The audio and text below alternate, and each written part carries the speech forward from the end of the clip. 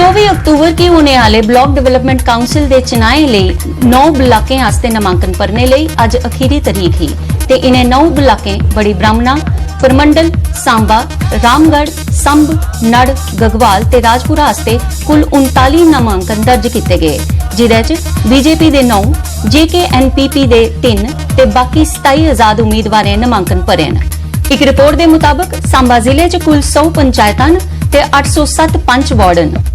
Jammu Kashmir state है उसके जिन्हें ब्लाक उस तो डिफर असी ले जाना चाहते हैं, चाहे वो सोशल मैटर्स ने, चाहे बॉर्डर मैटर ने, चाहे होर डिवेलपमेंट दी गल्लां ने, और असी कोशिश करांगे अपने साथियों के नाल मिल के और एक खासकर जो जी आम जनता उन्होंने नाल मिल के उन्होंने सपनों पूरा करने की कोशिश करांगे।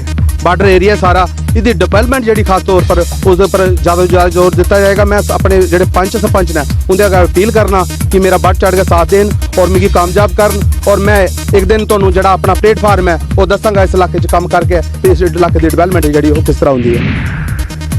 पुंछ जिले च ब्लॉक डेवलपमेंट काउंसिल आस्ते नामांकन की अखीरी तारीख पर अज 11 ब्लाकें आस्ते 92 उम्मीदवारें नामांकन भरे न। इन्हें 11 ब्लाकें च बफलियाज ब्लाक च सबने शा बद 14 ते पुंछे च 13 प्रत्याशियों नामांकन पत्र जमा कराए न।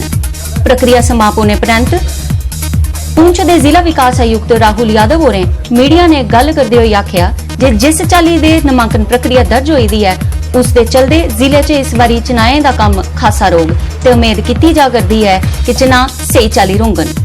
गौरतलब है कि इस सारे प्रत्याशी भाजपा दे निशान पर नामांकन भरे न। अपना ब्लॉक पुंछ की जो अपना बेंच है और सरपंच जो उनसे मैं गुजारिश करता हूँ मेरा ताउन करें, और भारतीय जनता पार्टी से भी मैं करता हूँ गुजारिश कि इस चीज़ के ऊपर करें, मेरा ताउन करें ताकि हम ब्लॉक पुंछ से अपनी सीट भी कामयाब करें।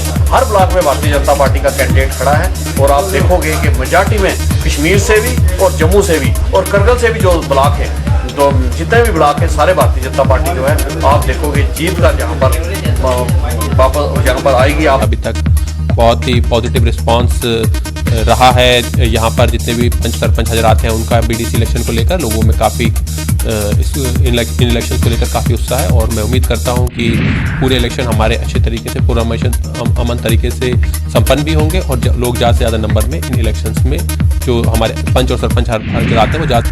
अखनूरा के नायब सरपंच शिशुपाल होरें अज Bharatiya Janata party पासियां BDO block खड्डावली च नामांकन भरिया। इस मौके पर जम्मू के मेयर चंद्रमोहन गुप्ता और भी मौजूद है। लोगों की समस्या अपनी समस्या समझें और पंच सरपंच की कन्ने लिए चलो जेडे गरीब लोगों के काम वो मैं उनके कन्ने साझा करिए चलो।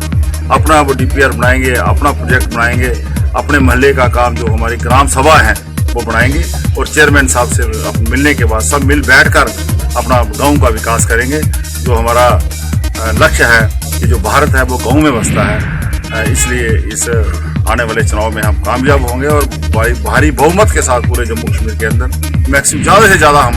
कठुआ च जिला प्रशासन पासियां हर बुधवार के आयोजित किए जाने वाले प्रयास कार्यक्रम में टेलीफोन पर लोकें दी समस्याएं सुनी जांदियां न। इस दी जानकारी दिंदे हुए DC कठुआ ओम प्रकाश होरें गलाया जे टेलीफोन पर लोकें दी समस्याएं सुनिए उनका जल्द निपटारा करने की कोशिश की जा रही है। Problems which are associated with the public in their larger interest, वो समस्याएं जो है वो हमें बताएं ताकि हम लार्जर इंटरेस्ट में काम कर सकें और उनका भी समय बच जाए और हम लोगों का भी समय बच जाए। अखनूर के ग्रां फलांवाला च हर बरैं दशहरे के मौके पर दंगल आयोजित किया जाता है ते इस बारी भी दंगल कमेटी फलांवाला ने 1 महीने का दंगल आयोजित किया। इस दंगल च बाहरले शहरें ते राज्यों के खिडारियों हिस्सा लेता। इस मौके पर सरकार की अपील करते हुए इलाके के लोगों आख्या जे यह नई प्रतियोगिता होर भी करानी चाहिए ताकि जवाक पीढ़ी नशे पासियां दूर रहे। न्यू जनरेशन जो यंग जनरेशन आ रही है उन बच्चों को भी हौसला मिलता है कि वो भी इसमें अच्छे से अपना जो है वो योगदान दें।